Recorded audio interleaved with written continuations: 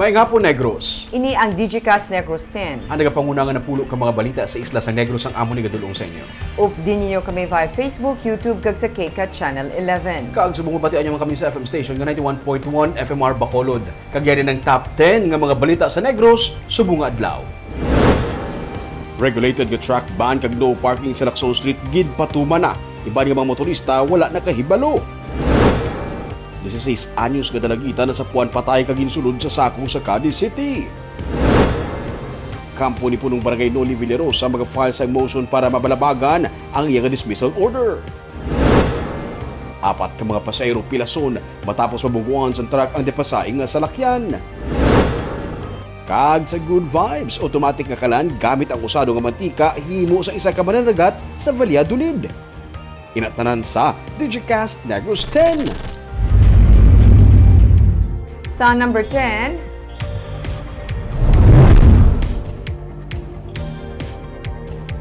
big time nga rollback sa presyo sa produkto petrolyo ipatuman buwas nga adlaw. Sa ikaapat nga sunod-sunod nga semana, liwat naman nga magapatigayon sang rollback sa presyo sang gatong ang mga oil companies buwas nga adlaw. 3.40 ang ibarato sa kada litro sang diesel buwas nga adlaw. 170 naman ang nubo sa kada litro sang gasolina. Ang rollback sa produkto petrolyo ang resulta sa padayon nga produksyon sa mga pungsod nga katapos ang Organization of Petroleum Exporting Countries o kon OPEC. Plus, bisan pa, nagahina na ang demand o konsumo sang kato.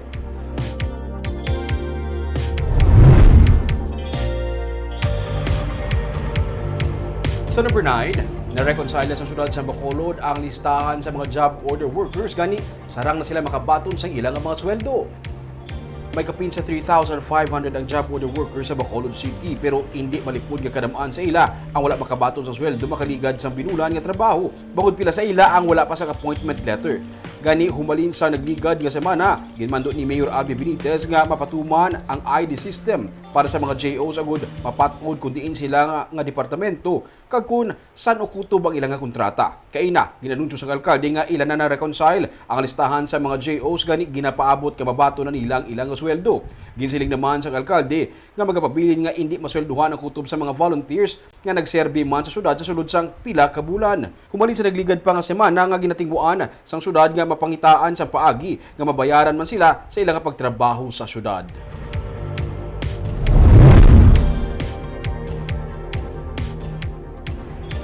Sa number 8, sining semana pagasugdan ang releasing sang bonuses sa mga empleyado sang Kapitolyo Probinsyal. Pagasugdan naman ang pag-release sang gift packs sa mga JO kag COS. Suno kay Provincial Administrator Rayfrando Diaz, sa buwas nga adlaw suguran sa isa ka ceremonial releasing ang gift packs sa 1,740 ka mga job order workers kag yadtong sa idalom sang contract of service. On process naman ang 5,000 pesos nga gratuity pay para sa ila. Damlag pa na-announce na ang 40,000 pesos nga bonuses nga batunon sang regular kag casual employees. Natala na ang lights on ceremony sa Provincial Capital Lagoon buwas las 5:30 sang hapon. Pero antes sini may storytelling las 4:30 sang hapon kung sa diin mismo si Governor Eugenio Jose Lacson nga magasaulog man sa iya kaadlawan buwas ang magabasa sa mga kabataan sa skating rink. Magagikan ang kabataan sa Boys and Girls Home kag kabataan kag apo sa mga empleyado. Bukas man ini sa publiko suno kay Diaz. May lights on activity kita. It will start 4:30. May ara kita diri storytelling with children. So kung may mga kabataan kamo, we are inviting you to be at the lagoon at 4:30 kasi mabasa sa isa ka Christmas story with the kids, no? And then, may ara kita snacks nga i-share sa ila. And then, some giveaways. Sa number 7,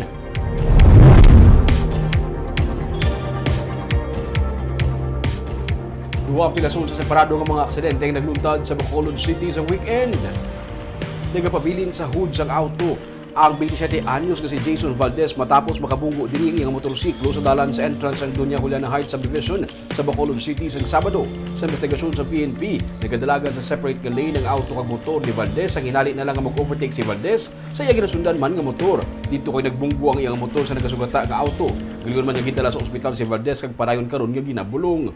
Samtang ginabulong man karon ang bike rider nga si Christopher Sandigan matapos ginaligar malapakan sang goma sang pickup kahapon sa dalan sa bahin sa Barangay Banago sa Bacolod City. Sulod sa PNP, natumba si Sandigan sa iyang bike matapos madulaan sa kontrol. Sanggulpi maguntat ang tricycle nga iya ginasundan. Ang panguna nga goma sa pickup nga nag-overtake man sa tricycle amo ang ginaligar nakalapak sa ulo ni Sandigan. Parayon karon ini nga ginabulong suno sa PNP.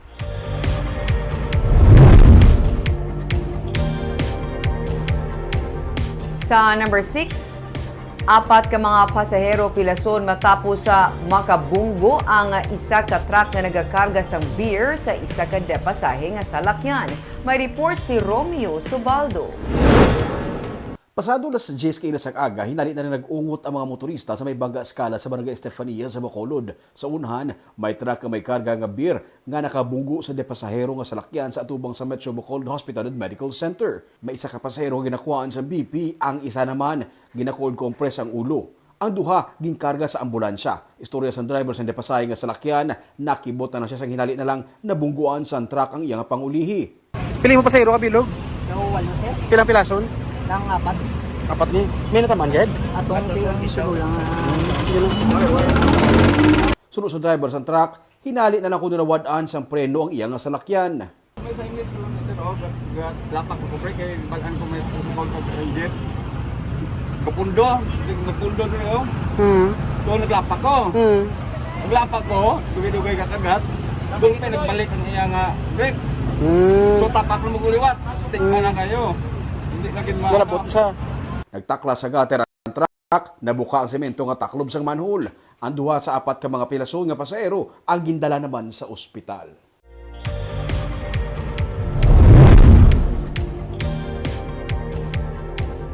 Sa number 5, 16 anyos nga dalagita ang ginaligal ginimuslan sa puwan nga patay sa sulod sang sako sa Cadiz City.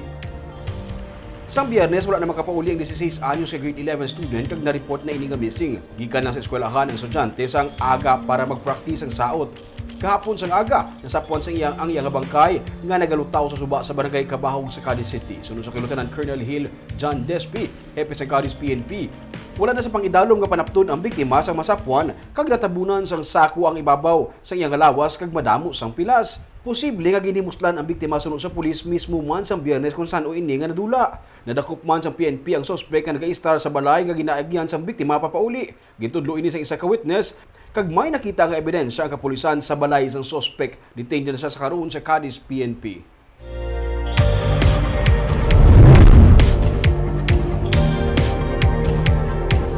Sa number 4, locally sourced revenue sa probinsya nagsaka sa masobra 83% sa tuig 2021 kung ipaanggid sa 2020, pinakamataas sa bilog nga rehiyon. Ginkilala sa Bureau of Local Government Finance Regional Office 6 kag sa Regional Association of Treasurers and Assessors in Region 6 ang Negros Occidental nga top 1 sa anong ka mga probinsya sa rehiyon bahin sa year-on-year growth sa locally sourced revenues. 83.68% ang ginsaka sa locally sourced revenues ang 2021 sa idalom sa liderato ni Attorney Amy Grace Bolivar, ang Provincial Treasurer. Magluwas ni top 1 man ang probinsya bahin sa Economic Enterprise Collection Efficiency, 245.57%. Top 3 naman ini sa collection efficiency nga may 88.49% rate. Ang Bago City naman ang nag-top 1 sa 16 ka mga syudad sa rehiyon bahin sa business tax and other tax collection efficiency, 579.57%. Kasubong man sa fees and charges collection efficiency, 533.56%. Kitang pinakadako revenue growth sa tanan nga mga provinces ang Region 6. This is the mother of all awards in terms of awards sa aton nga mga treasurers, no?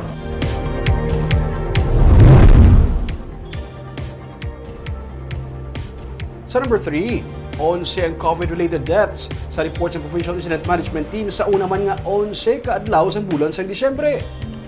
May isa ka COVID-related death nga na-report sa December 10, 5 sa December 9, 3 sa December 5, kag 2 sa December 1. Damlagpag ipaathag sa Provincial Health Office nga ang delay sa reporting sa COVID-related deaths tugas sa compliance sa mga documents o kung papeles. Kalabanan naman sa sining mga kaso wala na bakunahan. Samtang ang active cases karon sa December 11 nga report sa PIMT ara sa 287. Kalabanan sa sining mga kaso ang insidental lamang. Natukiban matapos ginsuwabi ng isa sa mga requirements sa mga yadtong nagakinahanglan sa medical attention kasubong sa mga bata. Hospital utilization rate naman ang yara sa 31%.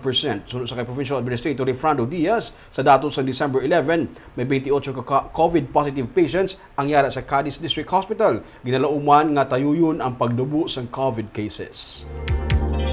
Sa number 2,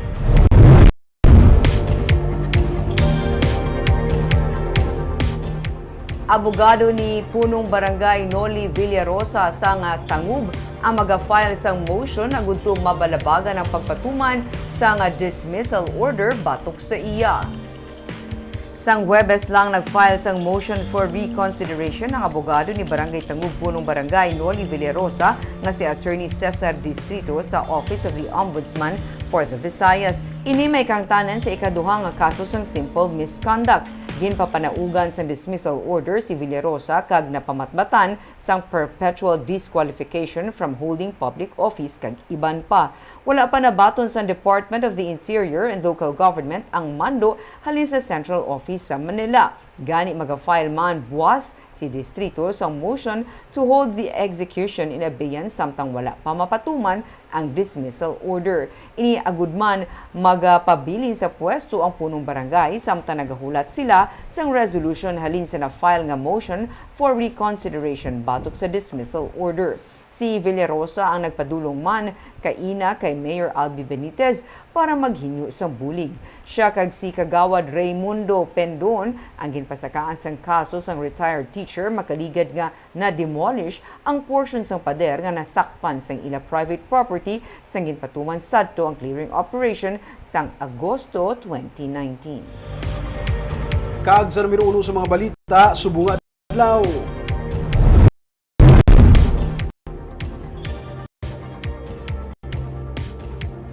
Regulated truck ban sa circumferential road kag no parking sa Lacson Street ginpatuman na. May mga nakibot kay wala makahibalo. Yaring report. Wala makahibalo ang ini nga lalaki nga nagadala sa tricycle nga one way na lang ang Aguinaldo Street. Ginsugata niya ang tanan nga mga motorista.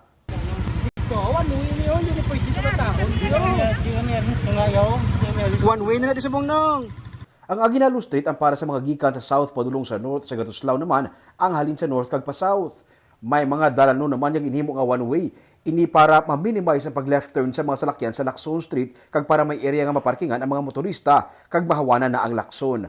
Sunod sa kay Major Junji Liba, ang pamuno sa Bacolod Traffic Authority Office, sa una nga adlaw sa implementasyon, hindi gid man malikawan nga may mga wala pa makahibalo sa panibago nga traffic scheme. Pag walibot naton halin sa Lacson, una-una gid no ara gyapon kay exist ang mga illegal parking, no?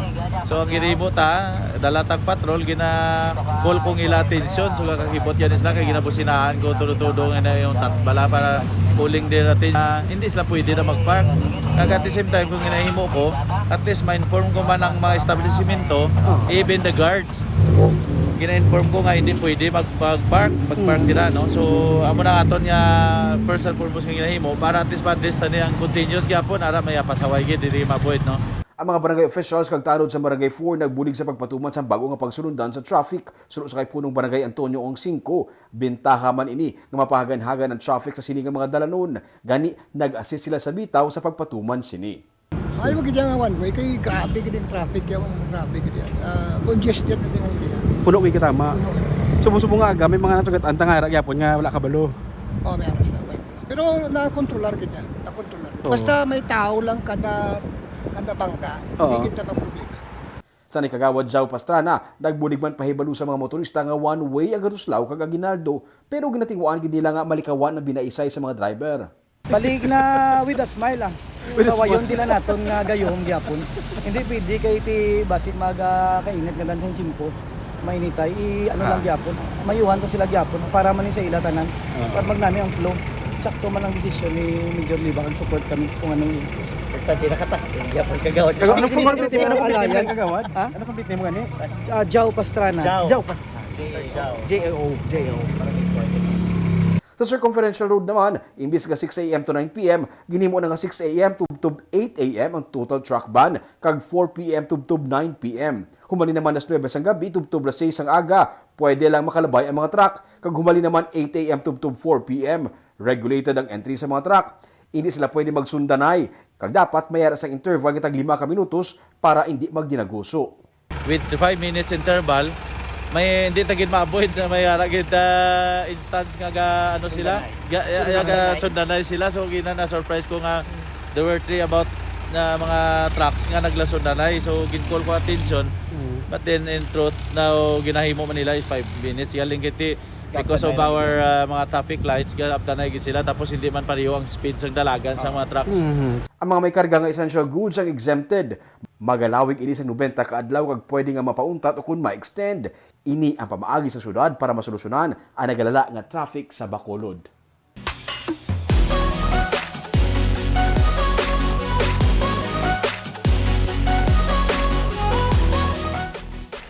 Sa Good Vibes, masami nga ato na lamang ginahaboy ang usado nga mantika, bakar oil.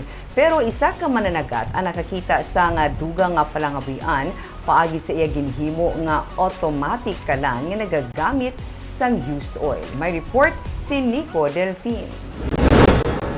Nadumduman yung pabala ang mananagat nga si Noel Samson. Siyang kilala nga manughimo sang jet ski nga himo sa kahoy sa barangay Sagwa, Banwa, sang Valladolid, Negros Occidental.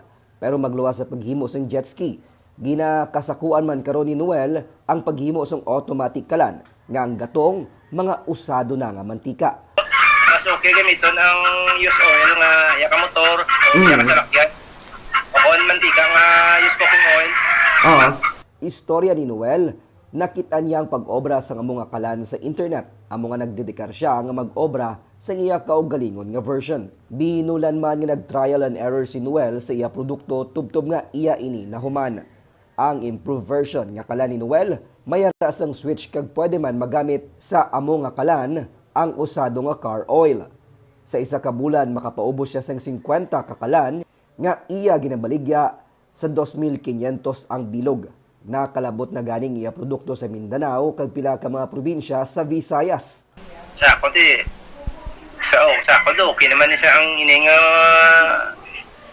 palangabuyan kay do di man subong nga kon nga kalan ni. Diin mo pa ni ginapamaligya. Nakabaligya na ko ni sa may Sultan Kudarat, Iloilo, Manila, Cebu. Sa akong parte man ang mga oriental. Handom sadto ni Noel nga mangin mechanical engineer o galing bangod sa problema pinansyal hasta second year high school ang iya nalabot. Wala kasang professional nga iban pang naging kwa. Paano mo nila tunan? Diskarte na lang kag kwan. Grabe lang ang kwan lang. Pakita lang akong masarangan kayahon. Bangod madamo naman karon sa mga local government unit nga nagahimo sang tikang para ma-recycle ang used oil, ginapaabot ni Noel nga magadamo man ang magagamit sang kalan di mantika. Ilabi na karon nga nakasaka ang presyo sang LPG. Para kay Noel, dedikasyon kag kapisan lang ang pamaagi, agud man ang puwasan ang hangkat sang kapigaduhon kag malabot ang handom bisan wala sang tinapusan. Barb, grabe halin sa jet ski sa buong automatic kalan. Inventor ni si Sir. May talent. Pero matry na nag-uno ba eh. Base po. Oo. Kaya ginaboy ito naman ang ginatuod, Bing, no? Pero kung napatit siya basta-basta i-dispose. At isa na ginagamit pa. Napuslan. Napuslan gid. Kakabit itong mga balita sa Negros subong adlaw. Kay man sa panahon karon importante nga may ihibalo ka sa nagkatabo sa imo nga palibot. Pero dapat balanse kag eksakto mga impormasyon. Padayon kami nga magapangalagad sa Negrosanon. Ako si Barbara Mijares. Tubtub sa buwas, ako naman si Romeo Subaldo. Mayong hapon.